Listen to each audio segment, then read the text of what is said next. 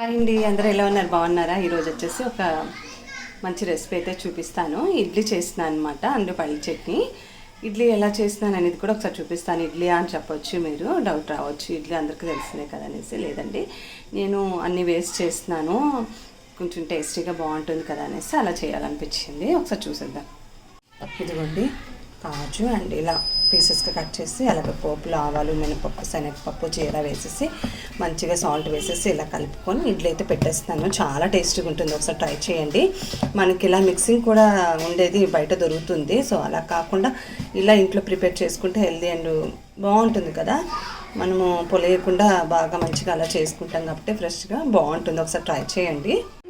అదే చట్నీ చేస్తాను అనమాట. లేదంటే మీకు ఇష్టమైతే కొబ్బరి చట్నీ కూడా చేసుకోండి, చాలా బాగుంటుందన్నమాట. ఇడ్లీ కాంబినేషన్ అనమాట.